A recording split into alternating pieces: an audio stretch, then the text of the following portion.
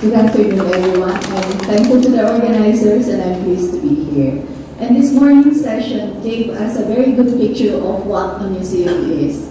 So not just for the preservation or the heritage, we take care of the heritage, for conservation, for the use of researchers, for appreciation of the whole public, or in the public in general. And in this case, I think I really need to give a little bit of a background there with regards to the talk. Some years back, decades back, we have the medicinal plant garden here in Los Baños because there is a national integrated program on medicinal plants. Later, that is always a question when it comes to biorepository. Sometimes the project cannot be continued if the funding is lacking. So there was a lapse, there was a time that we don't have the garden. But this time, with the move by the Philippine Council for Health Research and Development under the DOST, last May, they approved this Philippine Biorepository Network, and it is intended for medicinal plants that are being studied by researchers in the Philippines. In the case of the Museum of Natural History, UPLB, there was a time that there was a garden somewhere here in the campus, but due to certain development, it was moved back and placed at the Museum of Natural History, a small patch of land. And this time, we hope that with all the other researchers in the Philippines and backed by the Philippine government as an on-start, this Philippine Biorepository Network will move and it will be for the good, not only of the country, but ASEAN and the world in general. We have also Dr. Alejandro, finally mentioned, who was doing the barcoding before and we connected, USD connected and doing barcoding of medicinal plants. So that's the background of this talk. And I'm really pleased to throw back some questions to the audience also, because I realize there are things that need to be clarified. Let me have the first one. So this is the interface between museum work and research work. In 1993, Taxus baccata was a very special plant because 1993, the US FDA approved paclitaxel. Paclitaxel is an anti-cancer drug, and typically when you look for medicinal plants, there is premium in using endemic species because you will find most possibly new chemicals, what we call the first of its kind chemical. In the case of Taxus baccata and paclitaxel, the working as an anti-cancer drug is different. The mechanism is different. So it acts on the microtubulin after the division, where you cannot work it out. So it's a new of its kind drug in the cancer therapy. In such a case, 1993, when I went to Mount Pulag in 1998, that was the first time for me to go up Mount Pulag. The first question that was thrown to me by the people there is, aha, you're looking for Taxus. And then I said, how come you know the Taxus here? Because other foreigners, researchers were already there looking for other sources of Taxus. So this is Taxus sumatrana. Taxus sumatrana on the left side, we see the diterpene structure of paclitaxel and what they call the side chain, which is an alkaloid. It's really great that we cannot copy nature. It is synthesized, it can be synthesized, but it will take some time for man to synthesize things. That is the value of the plants that we have. So typically, not just the endemic for new compounds, we also look at species that are closely related to known medicinal. And as another example, in Mount Pulag, you have Hypericum pologense, as described by Merrill. And on the right side, you can see that there are variations in the phenotype. There are variations, you may consider it as an ecotype, and we've checked the hypericin, which is the antidepressant known in Hypericum perforatum, which is internationally sold as St. John's wort and considered as an antidepressant. When we look at it, we don't have the hypericin in the species here in the Philippines. So when we consider now putting up a garden, I thought might as well check out the ornamentals. Check out the ornamentals, whether they contain the bioactive constituent or if it can be a source of new bioactive constituents. And we had a small project with an undergrad students to look at this thing. Now the thing is, when you consider bioactive constituents that are used for many purposes, typically, if you consider plant secondary metabolites like alkaloid, like tannins, like flavonoids, typically, with agriculture, you remove these things. For example, rice. Now we value brown rice, but for a good number of generations, they would rather eat white rice. In such a case, too, you can think of ampalaya, bitter gourd, think of almonds, think of other plants. We try to remove the unpalatable materials, but sometimes these are the bioactive constituents that can be of help in health.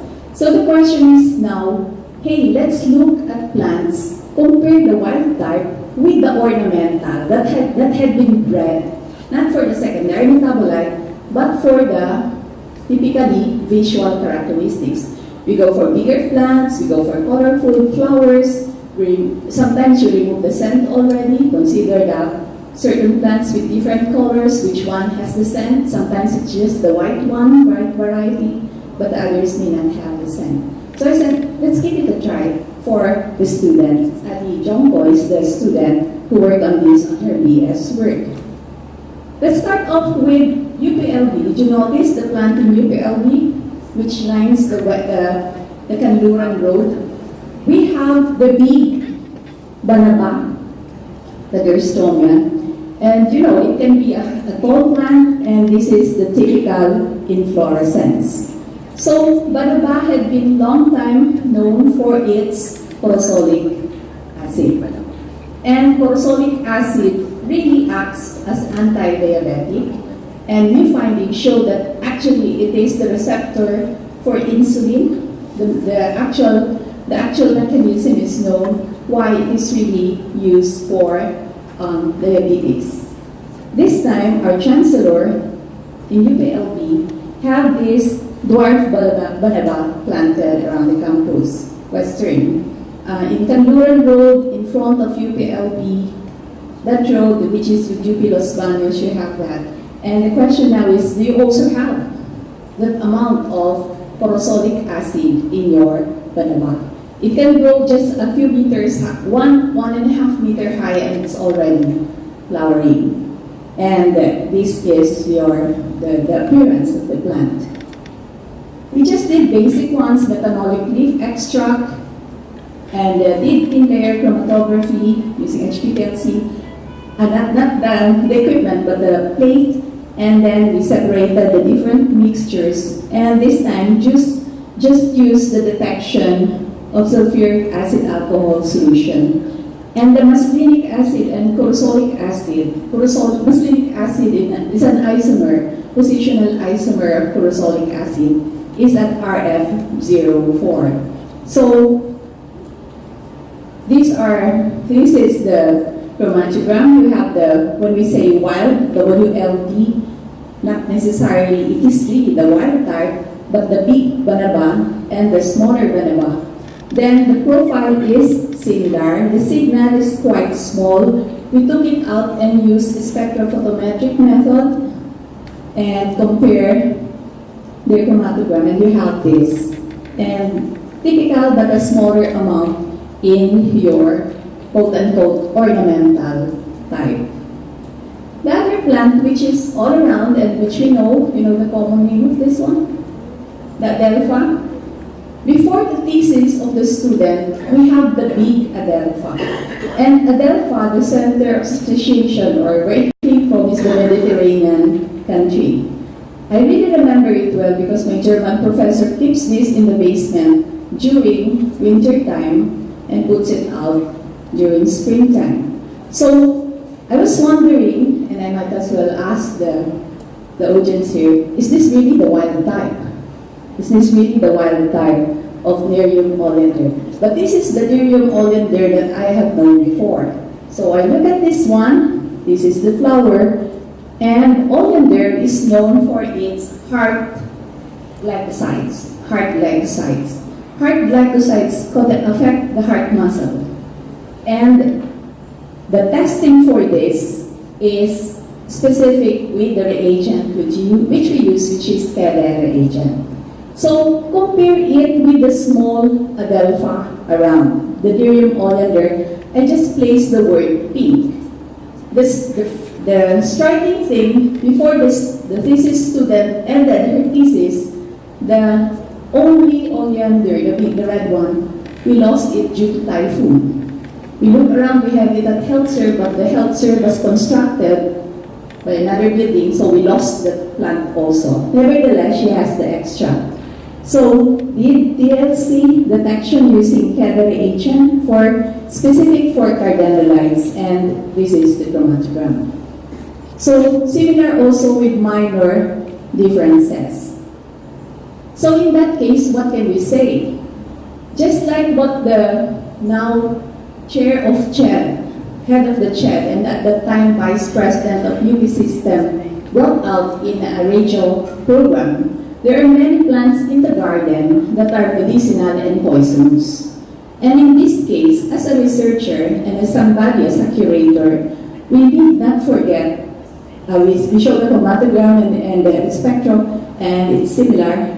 We need not forget that Endemics put a premium on first-of-kind bioactives for medicinal plant research. But it should not be forgotten that ornamentals also can be a good source of bioactives. And as an end question, which I throw to the audience, which is the wild type? I asked Dr. Lourdes one time, what of the plants that you see in the wild, but actually they were ornamental before, and then he used the word escape from cultivation. So for our generation, do we really have wild types still? And the word wild type is differently used for genetics people and molecular biologists. Yeah, I'm throwing that question to the audience, and I hope this also enlightens us a bit. Thank you.